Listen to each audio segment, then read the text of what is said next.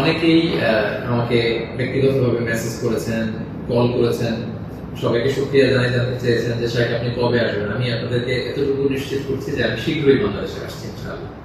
স্বাধীন বাংলাদেশে আপনাদের সবার সাথে আবারও পুনরায় সাক্ষাতের আকাঙ্ক্ষা এবং অপেক্ষায় আমি রইলাম। সমাজের সাথে প্রথম কথা হচ্ছে যে আমরা একটা সাময়িক বিজয় অর্জন করেছি, কিন্তু আমাদের সংকট কিন্তু কাটেনি, অন্ধকার কাটেনি। এখন আমরা গত রাতে কিছু ক্যাওটিক সিচুয়েশনের কথা শুনেছি বাংলাদেশে, আপনারা দেখেছেন অনেকে। আমি নিজেও খুব ক্লোজলি ফলো করছিলাম, সারা রাত ঘুমাতে পারিনি, ফজর করে আমি ঘুমিয়েছি। তো এজন্য আমাদেরকে সজাগ থাকতে হবে, সম্মানিত ভাই বোনেরা, সজাগ থাকতে হবে, ঐক্যবদ্ধ থাকতে হবে। মাইলস টু গো, অনেক দূর আমাদেরকে যেতে হবে। আন্দোলন বা বিপ্লবের এটা হচ্ছে আন্দোলন শেষে একটা সফল বিপ্লব বা গণঅভ্যুত্থান শেষে এটা হচ্ছে প্রথম ধাপ, যে স্বৈরাচারের পতন হয়েছে। এখন হচ্ছে আমাদের দেশ গড়বার সময়। এ সময় আমাদেরকে অত্যন্ত ধৈর্যশীলতার পরিচয় দিতে হবে, দায়িত্বশীলতার পরিচয় দিতে হবে। বিজয়ীরা দায়িত্বশীল হয়, আর যদি দায়িত্বশীল অ্যাটিটিউড আমরা দেখাতে পারি তবে এই বিজয় কিন্তু আমাদের টেকসই হবে। সো অনেক ধরনের ষড়যন্ত্র আশেপাশে ঘুরপাক খাচ্ছে, দেশি বিদেশি। আমাদেরকে সজাগ থাকতে হবে, সচেতন থাকতে হবে। বিজয় উল্লাসে মেতে আমরা যেন আবার কোনো ভুল করে না বসি, বিপ্লবের পরে কোনো প্রতি বিপ্লবকে যেন আমরা স্থান না দিই। এই হচ্ছে প্রথম রিমাইন্ডার আমাদের প্রতি। 2 নম্বর যে কথাটা বলবো, আমাদের বাংলাদেশে আমরা মুসলিমরা ছাড়াও আমাদের হিন্দু ভাই বোনরা আমাদের সাথে আমরা একসাথে মিলেমিশে একাকার একসাথে আমরা থাকি। আমাদের খ্রিস্টান ভাই বোনেরা আছেন, বৌদ্ধ ভাই বোনেরা আছেন। সো সংখ্যালঘুদের কোনো উপাসনালয়ে যেন কেউ আক্রমণ করতে না পারে, এটা খেয়াল করতে হবে। কিছু কিছু ঘটনা আমরা শুনেছি যে বিভিন্ন জায়গায় হিন্দুদের মন্দিরে আক্রমণ করা হচ্ছে, অগ্নিসংযোগ করা হচ্ছে। তো এটা কিন্তু অনেক বড় ধরনের একটা ষড়যন্ত্র। আমরা বছর 2 আগেও আমার মনে আছে যে কুমিল্লাতে নানুয়া দিঘির পাড়ে হনুমানের পায়ের উপরে কোরআন রেখে কি তুলকালাম কাণ্ড হয়ে গেল। সো যারা ক্ষমতা ছেড়ে পালিয়েছে তারাই দেখা যাবে যে ভাড়াটে করা লোকজন দিয়ে সেখানে আগুন দিয়ে আল্লাহু আকবার স্লোগান দিবে, নারায়ে তাকবীর, আল্লাহু আকবার স্লোগান দিয়ে বোঝাতে চাইবে যে ইসলামপন্থীদের কাজ এটা, মাদ্রাসার ছাত্রদের কাজ এটা। সো এত কাঁচা কাজ যেন আমরা না করি, আমরা যেন তাদের এই ফাঁদে পা না দিয়ে আমরা যেন সচেতন থাকি।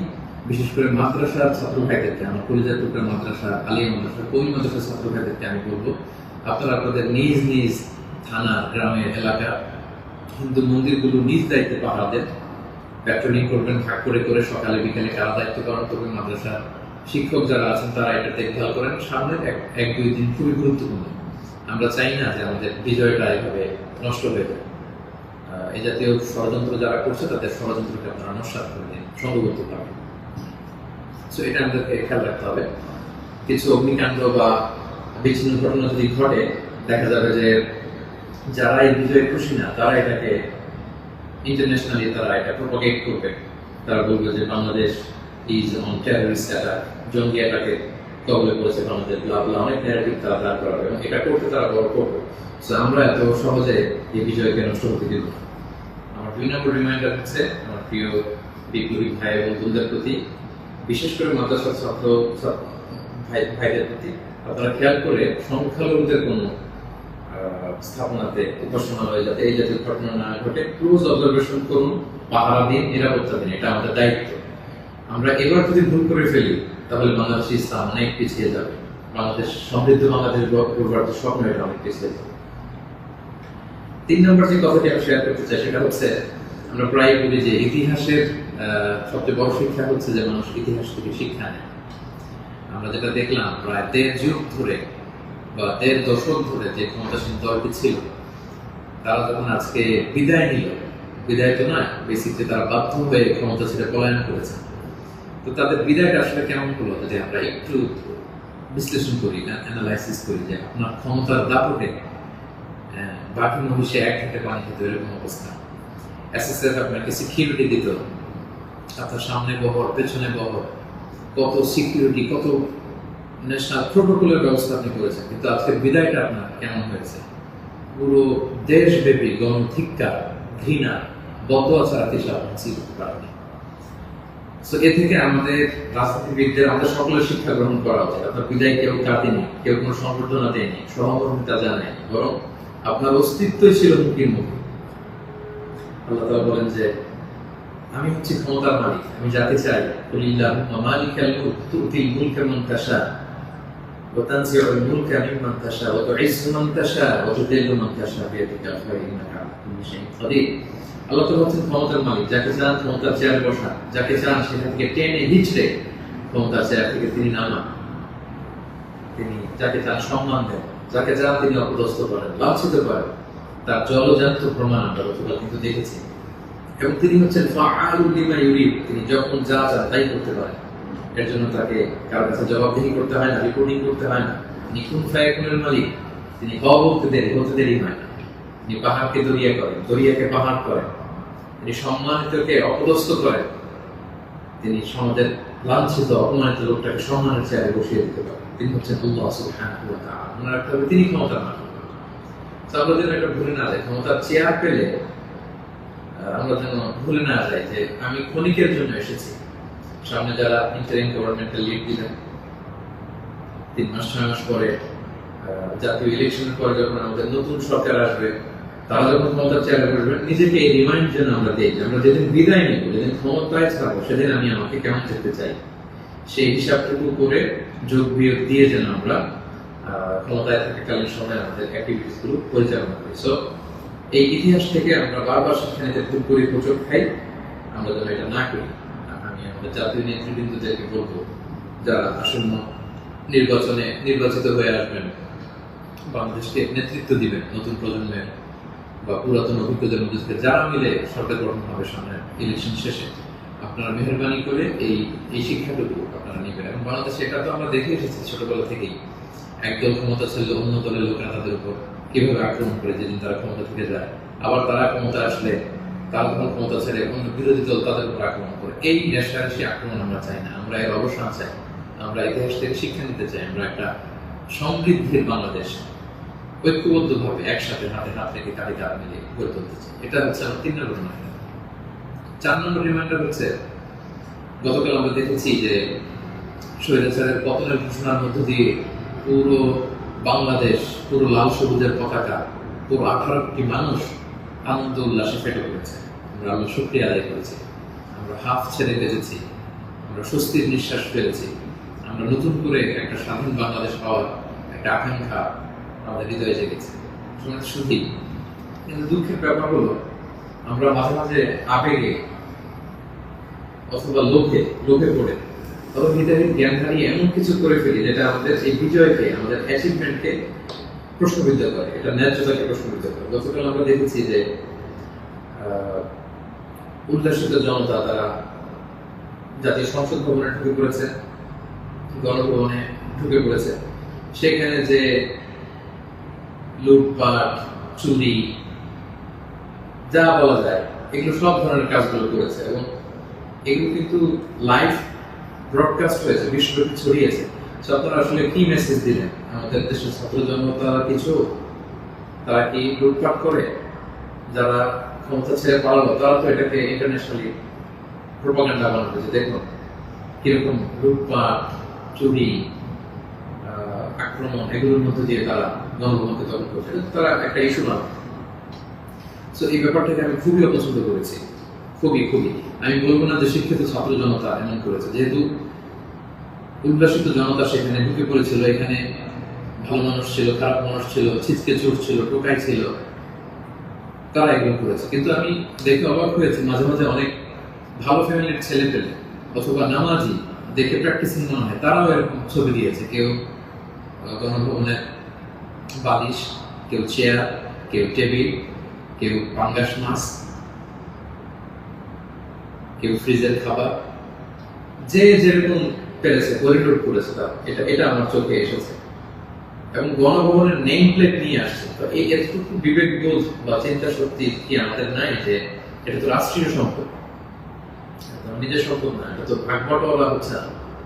আপনি যে গণভবনের চেয়ার নিয়ে আসলেন, 3 মাস পরে যে আমাদের নিজেদের ভোটে নির্বাচিত আমাদের ট্রু লিডার যিনি হবেন, আমাদের প্রধানমন্ত্রী, তিনি কোথায় বলবেন? তার চেয়ারটা আপনি চুরি করে নিয়ে আসছেন। তিনি থাকবেন কোথায়? তার বালিশটা আপনি নিয়ে আসছেন। একটা বালিশ নিয়ে এসে, একটা হাঁস নিয়ে এসে, একটা কম্বল নিয়ে এসে আপনি আসলে কতটুকু লাভ করতে পারলেন? কিন্তু গোটা বিশ্বকে আপনি একটা নেগেটিভ মেসেজ দিলেন এবং আমাদের এই বিজয়কে আপনারা প্রশ্নবিদ্ধ করলেন। এটা অনেক বড় ভুল আপনারা করেছেন সম্মানিত ভাইয়া, যারা এটা আপনারা করেছেন। আমরা পৃথিবীর বিভিন্ন জাতি গোষ্ঠীর মধ্যে থেকে তাদের অনেক ভালো গুণ দেখি, এগুলোকে আমরা নিতে পারি না। মানুষ তো নিজেদেরকে ভালো জিনিস দেখে দেখে সেগুলো অ্যাডপ্ট করে করে মানুষ নিজেকে সুন্দর করে পলিশ করে। আমরা জাপানিজদেরকে দেখেছি তারা কত ভদ্র পরিচ্ছন্ন। অলিম্পিকে তারা খেলা দেখতে যে স্টেডিয়ামের মধ্যে দর্শকেরা যখন খাবারের প্যাকেট, চিপস, পানির বোতল, টিস্যু ফেলে দিয়েছিল, তারা অন্যান্য দর্শকদের মতো স্টেডিয়াম ছেড়ে চলে যায়।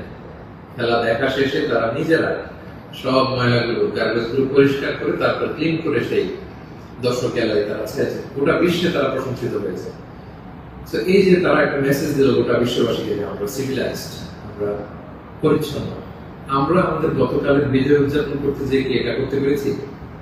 এই যে আমাদের মধ্যে অধৈর্য, অস্থিরতা, এই যে সাময়িক বেনিফিটেড হওয়ার যে মানসিকতা, এইটা যদি আমরা ঠিক করতে না পারি, এই গণবিপ্লবে, গণ অভ্যুত্থানে, নতুন সরকারের কিচ্ছু আসে যাবে না প্রিয় ভাইরা। মানে I'm telling you the truth, I'm telling you the reality, এটা আপনাদের মনে রাখতে হবে। বাস্তবতা হচ্ছে আমরা যেমন, আমাদের নেতারাও যেমন। আমরা গতকাল হরিলুট করেছি, আমাদের নেতারাও হরিলুট করেছে। আমরাও চুরি করেছি, তারাও চুরি করতো। আমরা আসলে সুযোগের অভাবে সব বাস্তবতা যেটা, কথাগুলো এই মুহূর্তে বিজয়ের মুহূর্তে তিক্ত হলেও আমাকে ইসলামিক পয়েন্ট অফ ভিউ থেকে এই রিমাইন্ডারগুলো আমাকে বলতে হচ্ছে। আমি সরি ফর দ্যাট। তারা পদ্মা সেতুতে দুর্নীতির সুযোগ পেয়েছে, ওই লুট করেছে। তারা দেশের বড় বড় মেগা প্রজেক্টে লুট করেছে, আর আপনি ছোট্ট জিনিস লুট করার সুযোগ পেয়েছেন, ওইটা করেছে। কোনো পার্থক্য নাই। তারা করেছে বড় বড় হরি লুট, আপনারা করেছেন ছোট ছোট চুরি লুট। এই তো পার্থক্য তো আমাদের এতটুকুই। এই জিনিসটা আমাদেরকে বুঝতে হবে যে এগুলো রাষ্ট্রীয় সম্পদ। সেখান থেকে একটা সুতা কেন আমরা টাচ করতাম? আপনারা গণভবন ঘেরাও করেছেন, ভেতরে যে উল্লাস করুন, তাকবীর দিন, এমন দেশকে কোথাও খুঁজে পাবে না তুমি, সকল দেশের রানী সেজে আমার জন্মভূমি, গলা ছেড়ে দিয়ে সবাই মিলে কোরআন গান করতে, ওটা বিশ্ব দেখতো আমরা কত সিভিলাইজ, আমরা কত সভ্য। সেটা না করে আপনারা ভাঙচুরের মতো কাজ, লুটপাটের মতো কাজ আমরা করে ফেলছি। আমি বলবো না যে সবাই বুঝে করেছেন, অনেকে রাগ থেকে, ক্ষোভ থেকে, ঘৃণা থেকে এটা করেছেন, কিন্তু কাজটা ভুল করেছেন। প্রথম যেটা করতে হবে, আপনাদেরকে আল্লাহর কাছে ক্ষমা চাইতে হবে। আল্লাহর কাছে ক্ষমা চান। দ্বিতীয়ত এগুলো ফেরত দিয়ে আসতে হবে। আমাদের ছাত্র বন্ধুরা এগুলো কালেকশন করছে, এবং ছাত্র ভাইদেরকে আমি বলবো যারা এগুলো আবার রিটার্ন দিতে আসবে তাদেরকে যেন আমরা ব্লেম না করি, পড়াশোনা না করি, তারা তাদের রিয়েলাইজেশন থেকে নিয়ে আসছে, এগুলো তারা রিসিভ করুন। কারণ এগুলো রাষ্ট্রীয় সম্পদ, নতুন গভর্নমেন্ট আসলে আবার নতুন করে রাষ্ট্রীয় অর্থ ব্যয় করে এগুলো আমাদেরকে আবার মেরামত করতে হবে, ঠিক করতে হবে সময়ের সঙ্গে। এবং একজন মুমিন এই কাজ কখনো করতে পারে না। একজন বিশ্বাসীর সাথে এই ধরনের মাইন্ডসেট, অ্যাটিটিউড যায় না প্রিয় ভাই বোনেরা। ছোট একটা হাদিস বলে পয়েন্ট আমি শেষ করছি। খাইবারের যুদ্ধ থেকে রাসূল সাল্লাল্লাহু আলাইহি ওয়াসাল্লাম সাহাবাদেরকে নিয়ে ফিরছিলেন বিজয়ী হয়ে। আপনাদের মনে থাকবার কথা, ইহুদিদের বিরুদ্ধে এই যুদ্ধ হয়েছিল, 7ম হিজরির ঘটনা। ফেরার পথে রাসূল সাল্লাল্লাহু আলাইহি ওয়াসাল্লাম একদিন খাদেম রাসূল সাল্লাল্লাহু আলাইহি ওয়াসাল্লাম উটের হাওদাস ঠিক করছিল, এমন সময় একটা বিক্ষিপ্ত তীর এসে তার গায়ে লেগে সে সেখানে মারা যায়। সাহাবারা তার জন্য দোয়া করলো।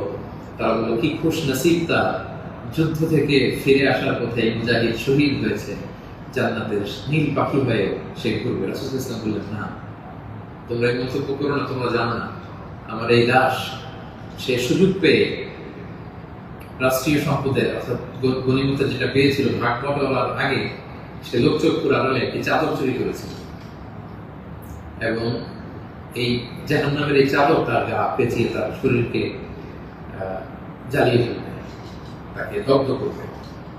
আল্লাহু আকবার। অনেক লম্বা কথা, আমি সংক্ষেপে শেষ করে দিচ্ছি। সময়টা যদি আপনি খেয়াল করে দেখুন, একজন সাহাবী, বিশ্বনবীর সার্ভেন্ট, সে রাষ্ট্রীয় এই সামান্য একটা চাদর চুরি করার কারণে রাসূল সাল্লাল্লাহু আলাইহি ওয়াসাল্লাম বললেন শাহাদাত তো দূরের কথা, এই চাদরটাকে অগ্নিদগ্ধ করবে। তো আপনার কি ভয় পায় না? আপনি যে গণভবন থেকে বালিশ নিয়ে আসলেন, চাদর নিয়ে আসলেন, ওখানকার টিভি নিয়ে আসলেন, ওখানকার জিনিসপত্র যে আপনি কাঁধে করে নিয়ে আসলেন, ফুলের টব, এটা সেটা ভিজে যে নিয়ে আসলেন, এগুলো যে আগুনের লেলিহান শিখা হয়ে আপনাকে জ্বালাবে, আপনার কি ভয় হয় না? এই মাইন্ডসেটের যদি আমরা থাকি, কোন ভালো নেতাই আমাদের কিছু করতে পারবে না। 18 কোটি জনগণের এই হাইলি পপুলেটেড দেশে কেউ এসে কিছু করে দিয়ে যেতে পারবে না যদি আমরা নিজেরা না শুধরাই। আমরা এটা ভুল করেছি, আমরা অনুতপ্ত হব, অনুশোচিত হব। যারা আমার আলোচনা শুনেন, আমাকে পছন্দ করেন, আমি হাত জোর করে অনুরোধ করবো প্রত্যেকটি জিনিস আপনারা ফেরত দিয়ে আসবেন। এগুলো রাষ্ট্রীয় সম্পদ, কোন রাষ্ট্রীয় সম্পদকে তো সুযোগ করার অধিকার আল্লাহ আমাদেরকে দেন। আল্লাহ আমাদেরকে বোঝার তৌফিক দান করুন। 5 নম্বর যে পয়েন্টটি বলবো সম্মানিত ভাই বোনেরা, গত রাত থেকে এখন পর্যন্ত আমি শুনেছি যে কাইন্ড অফ সিভিল ওয়ারের মতো একটা অবস্থা, গৃহযুদ্ধের মতো অবস্থা, থানা জ্বালিয়ে দেওয়া, ভিন্ন রাজনৈতিক মতাবলম্বী যারা তাদেরকে সুযোগ পেয়ে আক্রমণ করা, হতাহতের ঘটনা কিন্তু ঘটেছে। এইরকম চালিয়ে গেলে আমাদের বিজয় কিন্তু যে কোনো মুহূর্তে নস্বাত হয়ে যেতে পারে। এবং আমি সেনাবাহিনীকে বলবো অস্থায়ীভাবে সামনে 2-1 দিনের জন্য আপনারা আর্মি ডেপ্লয় করুন সব জায়গায়, প্রতিটি থানায়, প্রতিটি ইউনিয়নে, প্রতিটি জেলায়, just to confirm and ensure the security. Interim government যখন আসবে তখন তাদের দিক নির্দেশনা অনুযায়ী তাদের লিডারশিপে আপনারা সহযোগিতা করবেন, কাজ করবেন। কিন্তু এই হানাহানি, মারামারি, রক্তপাত থামানোর জন্য, সংঘাত থামানোর জন্য আমার মনে হয় আমাদের প্রাণের ব্যাটালিয়ন সেনাবাহিনীকে আমি এই অনুরোধটুকু করবো যে জরুরি ভিত্তিতে দেশের এই সমস্ত জায়গায়, থানাগুলোতে, মন্দিরগুলোতে যেখানে সংঘাত হওয়ার সুযোগ আছে সেখানে আর্মি যেন ডেপ্লয় করা হয়। তা না হলে যে পরিমাণে হতাহতের ঘটনা ঘটেছে এটা যদি আর 1-2 দিন চলতে থাকে এরকম, এবং সুযোগ পেয়ে একে আক্রমণ করা, ওকে আক্রমণ করা, ঝাল ক্ষোভ মেটানো, বা ভিন্ন রাজনীতিতে হওয়ার কারণে এতদিন তার জুলুম করেছে, আজকে তার বাড়ি জ্বালিয়ে দিব, তার ছেলে মেয়েদের অত্যাচার করবো, তার উপর আক্রমণ করবো, এটা যদি আমরা করি তাহলে আমরা ভুল করে ফেলবো। আমি আগেই বলেছি যে বিজয়ীরা দায়িত্বশীল, দায়িত্বশীলতার পরিচয় দিতে হবে, তাহলে এই বিজয়টি টেকসই হবে। তা না হলে এভাবে লুটপাট শুরু হলে বলবে যে এই স্বৈরাচারী সরকার এত দেশে ভালো ছিল, এখন তো দেখে দেশের অবস্থা আরো খারাপ। এরকম কোনো কমেন্ট যদি কেউ করার সুযোগ না পায়, কেউ যেন এই চান্স নিতে না পারে, একটা গৃহযুদ্ধের দিকে যেন আমরা চলে না যাই। আল্লাহ তাআলা আমাদের দেশকে হেফাজত করুন সম্মানিত ভাই বোনেরা। এবং যারা বড় বড় অপরাধী ছিল, ক্রাইম করেছে, অবশ্যই তাদেরকে আইনের হাতে তুলে দিন, তাদেরকে ধরে রাখুন, বেঁধে রাখুন, পুলিশের হাতে দিন, সেনাবাহিনীর হাতে দিন, সংঘবদ্ধভাবে তাদেরকে আটকে রাখুন, তাদেরকে দেশ ছাড়তে, দেশ থেকে পালাতে আপনারা বাধা দিন। এই কাজটুকু করুন। এটা ছিল 5 নম্বর রিমাইন্ডার। 6 নম্বর রিমাইন্ডার, খুব রিসেন্টলি হোপফুলি আজকে ইন্টারিম গভর্নমেন্টের রূপরেখা যারা থাকবেন সেটা বলা হবে, খুবই গুরুত্বপূর্ণ। আমি লাইভও দেরি করতে চাচ্ছি না, আমি উৎসুক হয়ে আছি এই নিউজ শুনবার জন্য। কিন্তু বর্তমানে যেহেতু সেনাবাহিনী সবকিছু নেগোসিয়েট করছে এবং আমাদের বৈষম্য বিরোধী ছাত্র আন্দোলনের ভাইদেরকে, সেনাবাহিনীর দায়িত্বশীলদেরকে আমি বলবো যে এখনো কিন্তু সন্ত্রাসী গোষ্ঠী বা অপশক্তি দেশের বিভিন্ন জায়গায় আছে। বিশেষ করে আমরা বিভিন্ন সময় দেখেছি যে ছাত্রদের হাতে আমরা রামদা, হকি স্টিক, তারপর অস্ত্র আমরা দেখেছি। বিভিন্ন সময় আমরা ছাত্রলীগের ছাত্রদের হাতে আমি দেখেছি যে তারা সাধারণ ছাত্রদেরকে একদম আক্রমণ করতে, একটা সারাশি অভিযান চালিয়ে গোটা দেশে ছাত্রলীগের যত সন্ত্রাসী আছে তাদের হাত থেকে এই অস্ত্রগুলো সিজ করতে হবে। শুধু ছাত্রলীগই না, এটা উদাহরণ হিসেবে বললাম, যত ছাত্র সংগঠন আছে কারো হাতে যদি কোনো আগ্নেয়াস্ত্র, অস্ত্র এগুলো পাওয়া যায়, খুব জরুরি ভিত্তিতে এগুলো পুরো দেশের সাহসী অভিযান চালিয়ে এগুলো সিজ করতে হবে। কোনো ছাত্রের হাতে, কোনো সিভিলিয়ানের হাতে কোনো গান, কোনো রামদা এগুলো যেন আমরা কখনো না দেখি।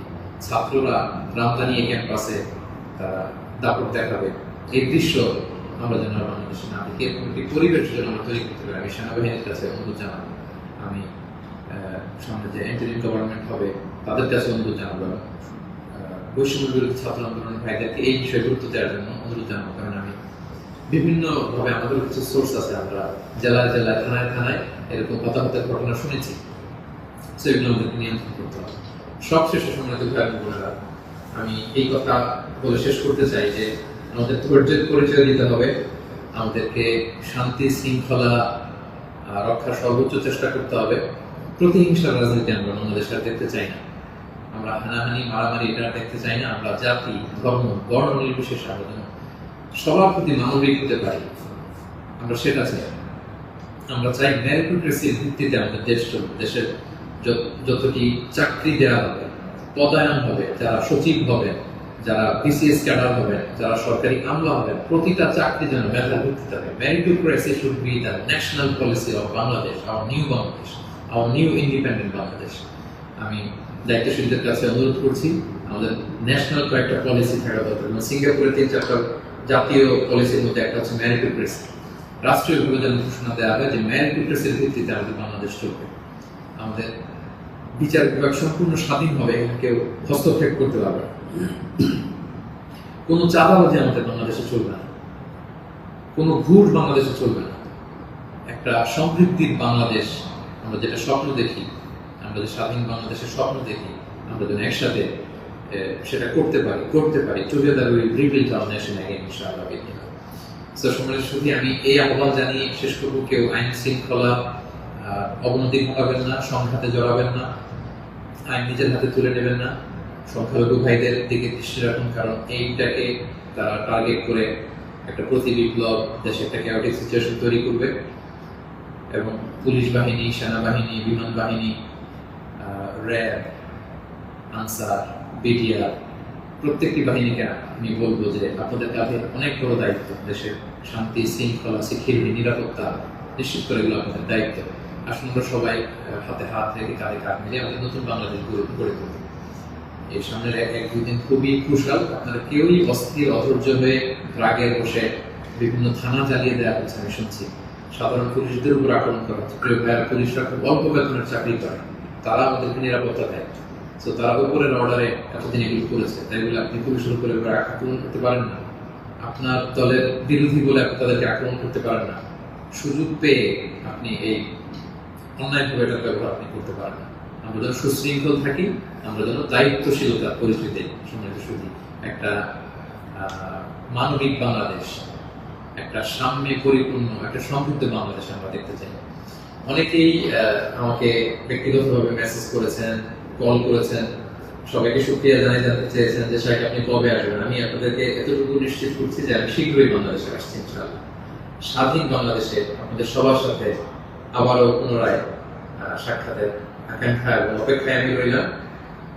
সাম্য, মানবিক মর্যাদা এবং সামাজিক সুবিচার প্রতিষ্ঠিত করে আমাদের একটা সমৃদ্ধ বাংলাদেশ সবাই করে তুলতে পারে, সেই প্রত্যাশায় আজকে এই সংক্ষিপ্ত লাইভ সেশন এখানে শেষ করছি। হাযা ইনদি ওয়াল ইলমু ইনদাল্লাহি আলাইহি তাওয়াক্কালতু ওয়া ইলাইহি উনীব। আসসালামু আলাইকুম ওয়া রাহমাতুল্লাহি ওয়া বারাকাতুহু।